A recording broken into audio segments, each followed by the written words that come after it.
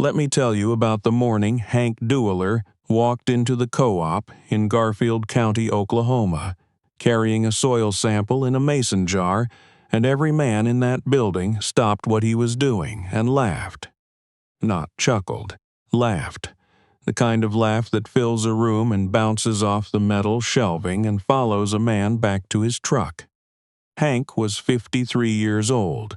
He had been farming the same 480 acres his grandfather broke in 1931, through the Depression, through the Dust Bowl, through every drought and flood and commodity collapse that Oklahoma had thrown at a family over 9 decades.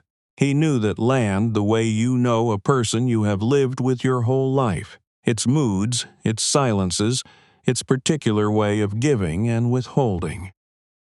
And what he was proposing, according to the men at the co-op, was the dumbest thing anyone had proposed in Garfield County in recent memory. He wanted to stop tilling. Not reduce tilling, not try a test strip, stop. Completely, across all 480 acres. And not just that, he wanted to plant a cocktail cover crop mix of cereal rye, hairy vetch, turnips, and radishes across every field that came out of winter wheat.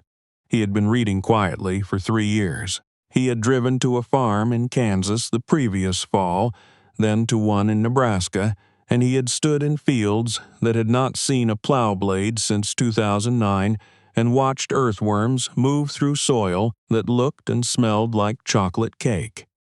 He believed what he had seen. The men at the co-op did not.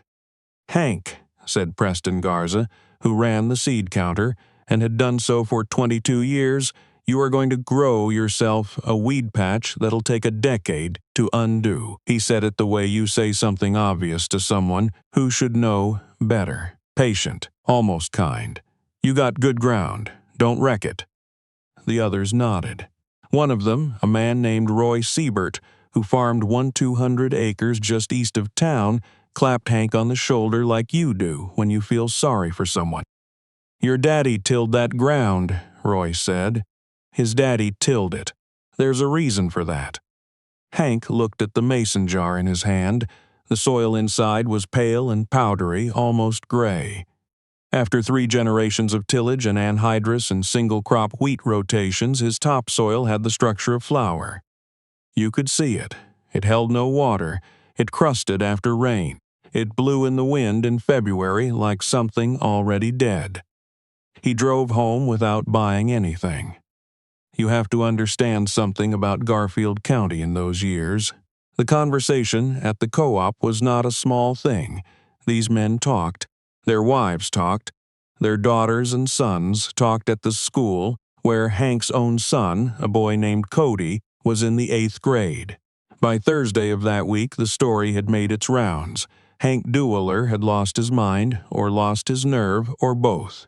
His neighbor to the north, a retired farmer named Otis Crane, stopped by the fence line one afternoon while Hank was checking a water line and said, without meanness, without anything, except the directness of a man who has known you since you were 9 years old, "I heard what you're doing, Hank. I want you to think real hard before you throw away what your family built." Hank said he had thought hard. He had thought about nothing else for 3 years. Otis looked at him for a long moment, then at the field behind him, then back. "All right," he said. "All right," and he walked back to his truck. That was October. Hank came off his wheat harvest that June with yields that were, as they had been for the past several years, respectable but declining. His input costs had gone up every year for 6 years. Fertilizer, fuel, herbicide. The numbers worked, but they worked the way a fraying rope works.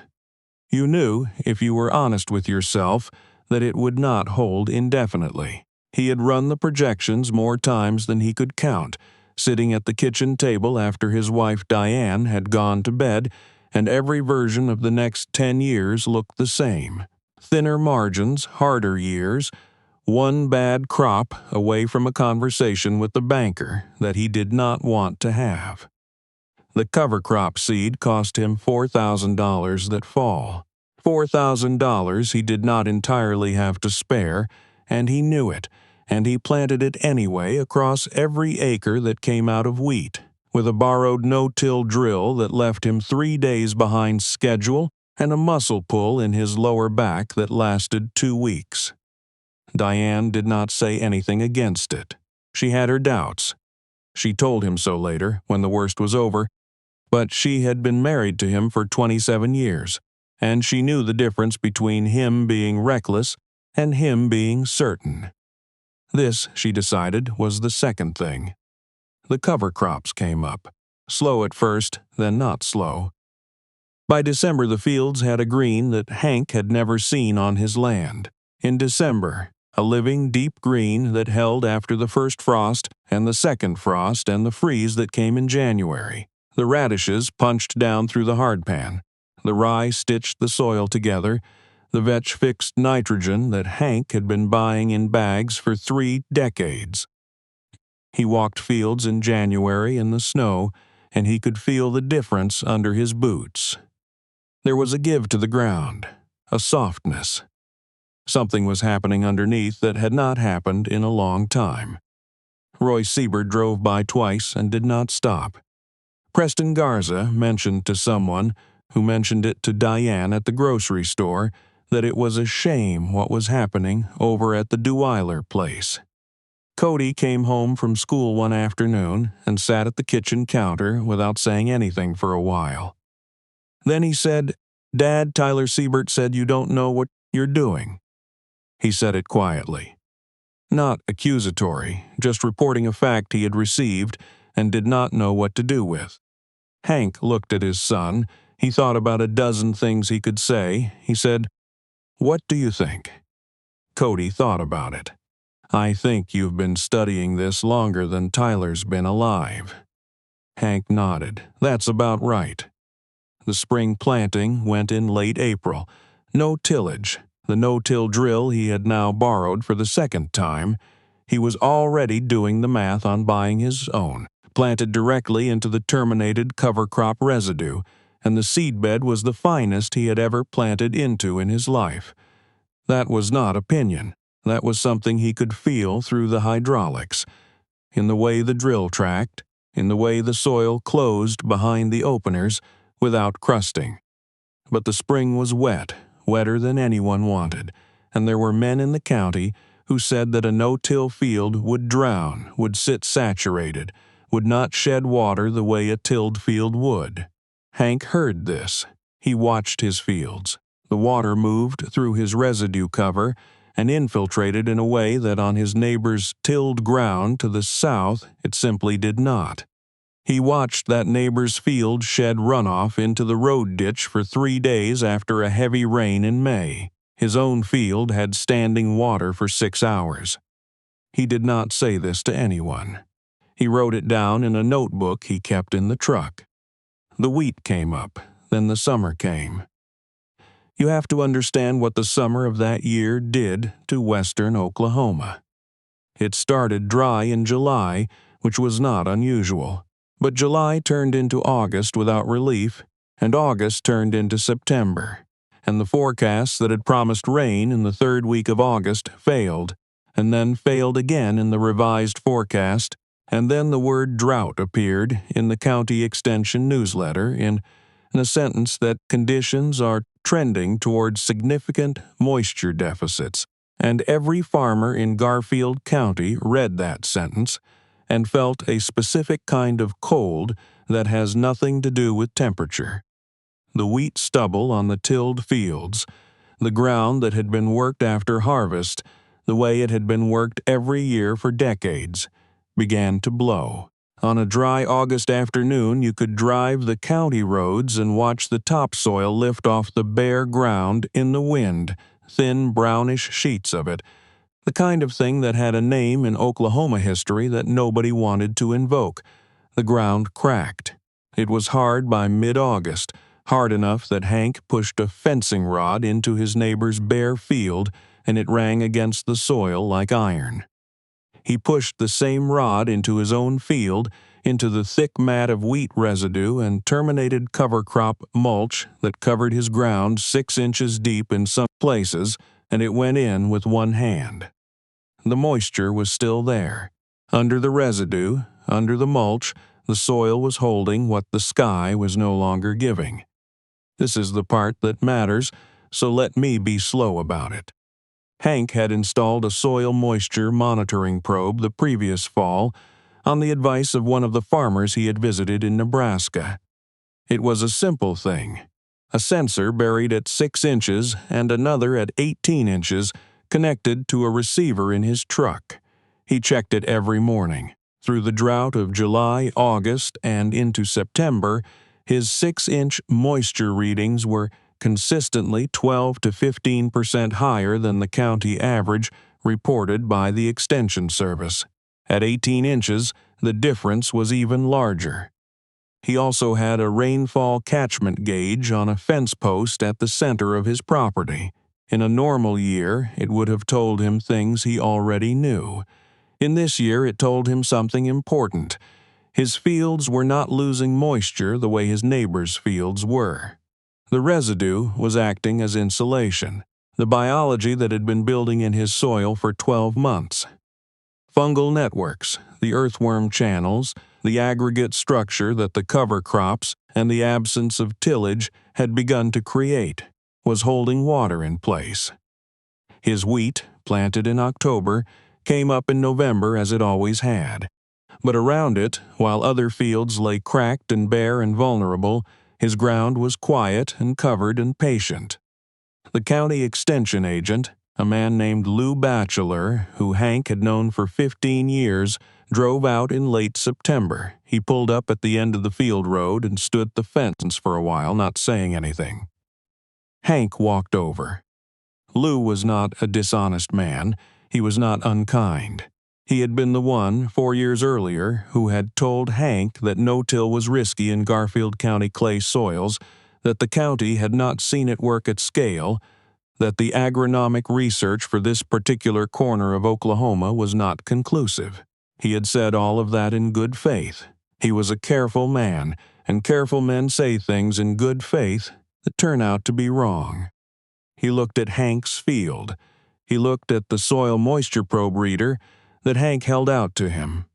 He looked at the neighboring field, which by this point had lost an estimated 1/4 inch of topsoil to wind erosion over the summer.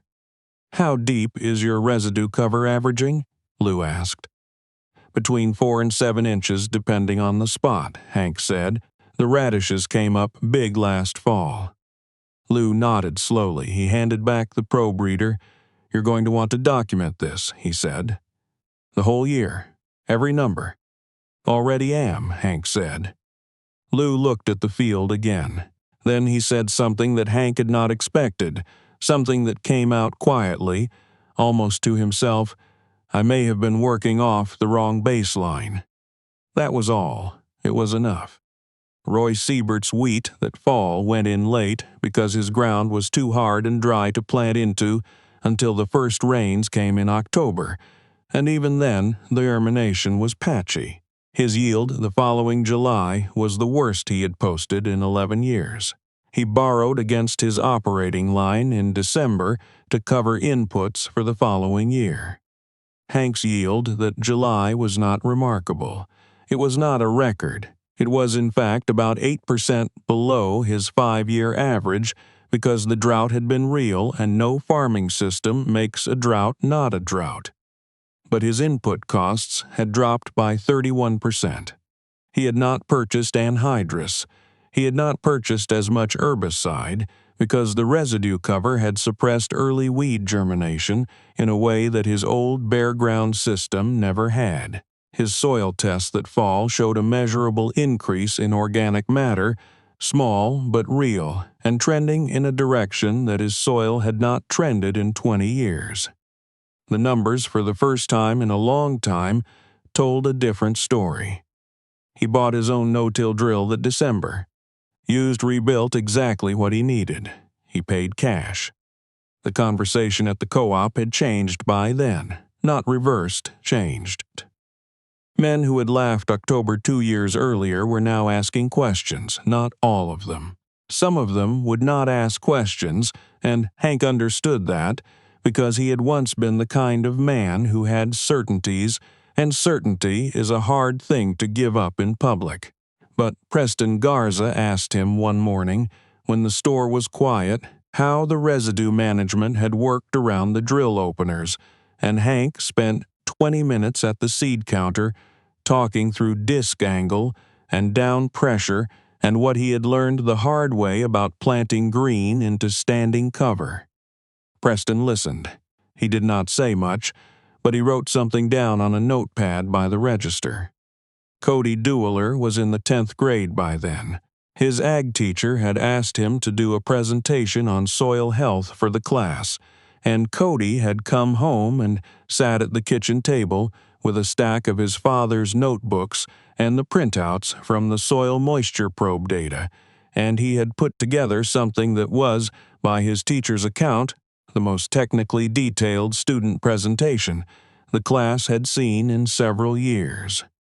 After he gave it, a girl in his class raised her hand and asked him who had taught him all of this. Cody thought about it for a second. "My dad figured most of it out himself," he said. "He read a lot, and he went and looked at it in person before he decided." That is not a small thing, what Cody said. Read a lot. Went and looked at it in person before he decided. There is an entire philosophy of farming, an entire philosophy of living, if you want to follow it that far, inside those two sentences. It is not the philosophy that says trust the system, or do what your grandfather did, or wait until someone gives you permission. It is something quieter and harder. Go find out. Look with your own eyes. Be willing to be wrong, and willing to learn, and willing to carry the cost of being early, when everyone around you is certain you are foolish. Hank Dewiler was not a revolutionary. He was not trying to make a point. He was a man with 480 acres and declining margin and a soil that had been telling him for years, in the only language soil has, that something needed to change. He had listened. The men who laughed did what men who laugh sometimes eventually do. Some of them came around, and some of them didn't, and life in Garfield County went on the way it always does, quietly, seasonally, with the particular stubbornness of people who have tied their lives to the land and mean to keep it that way. But here is what did not go away. In the spring following the drought, when the County Extension Service ran its annual soil health assessment, Hank's fields came back with an organic matter reading of 2.4%. 2 years earlier, when he had started, it had been 1.7%. That is not a number that sounds large unless you know what organic matter does, how each 0.1% increase in organic matter allows an acre of soil to hold an additional 20,000 gallons of water, how soil that can hold water can feed a crop through a dry August, how a farm that can hold water in its soil is a farm that is building something instead of spending it. Otis Crane came over for coffee one morning in late November. He was 71 by then, and he had farmed his own ground for 45 years, and he sat at Hank's kitchen table and looked at the soil test results that Hank spread out in front of him. He was quiet for a long time. "Your grandfather," he said finally, "used to say that good farming was slow farming." He looked up. "I think he meant something different by it than you do, but I think you're both right." Hank poured him more coffee. Outside, the fields lay under their cover of rock, knee-high now and dark green against the November brown of everything around them. Living, working, building something in the dark under the soil that would not be visible for years, would not be counted in any single season's yield, would not show up in the co-op conversation or the extension newsletter or the price board at the grain elevator. But it was there, and it was not going anywhere. I keep thinking about the moment Hank pushed that fencing rod into his neighbor's bare ground and felt it ring like iron. Then he pushed the same rod into his own field, into that thick mat of residue and living soil, and it went in with one hand. That is cause and effect in its plainest form. Not luck, not accident. 3 years of reading, of driving to Kansas and Nebraska, and standing in other men's fields and watching earthworms move through soil that smelled like something alive. 3 years of deciding, quietly, that the numbers he was running at his kitchen table after midnight were telling him the truth, and that the men at the co-op, for all their experience, were working off a different set of facts. What Hank did that took the most out of him wasn't the $4,000 for cover crop seed, though that was real money he didn't have to spare. It wasn't the borrowed drill or the muscle pull in his back. It was something harder than any of that. The willingness to be wrong in public, to have Roy Siebert drive by twice without stopping, to have Cody come home from school and quietly report what Tyler Siebert had said, to hold a position that everyone around you has decided is foolish, and to hold it not out of stubbornness but out of something you built yourself, carefully over years, from evidence you went and gathered with your own eyes. That is not a small thing to ask of a person. I think about the 3 things Hank had that made the difference, and none of them were money or equipment or luck of rainfall. The first was integrity. Not the word people put on plaques, but the plain version of it. He told himself the truth about what his soil test showed, what his margins were doing, what the trajectory of the next 10 years looked like if nothing changed. He didn't look away from those numbers. He looked at them until he understood what they were saying. The second was knowledge he built on purpose. He didn't wait for the extension newsletter to tell him what to do. He read, he drove, he stood in fields and asked questions of men who had done the thing longer than he had. By the time he planted that first cover crop, he had spent 3 years building a case that he could defend.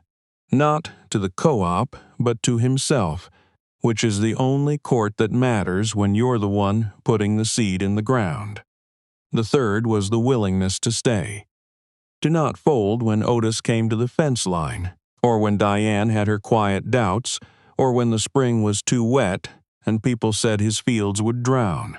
Hank stayed with what he believed because he had done the work to believe it honestly, and that combination, knowing something true and having the endurance to act on it past the point where it's comfortable, is rarer than any of us likes to admit. Lou Batchelor said it simply, I may have been working off the wrong baseline. That is one of the harder sentences for an experienced man to say out loud. It means the world shifted and I shifted with it. That, too, takes something. What the drought revealed wasn't just the difference in soil moisture readings. It revealed what 3 years of quiet, unglamorous, unwitnessed work looks like when the pressure finally comes. The residue was there because Hank had put it there. The biology was building because he had stopped destroying it. The water stayed because something had been built underground, in the dark, where nobody could see it, and nobody could credit it until the dry August made it impossible to ignore. You reap what you prepare for. Not always in the season you plant, and not always in the form you expect. But the preparation doesn't lie. Cody knew that. He said it in front of his ag class without quite knowing how much he was saying. He read a lot, and he went and looked at it in person before he decided. Somewhere in that sentence is everything worth knowing about how to move through a life with any kind of confidence. The fields outside the Dewiler place are green again, now knee-high rye in November, quiet and working. Nobody at the co-op is laughing anymore. Some things just take time to be seen.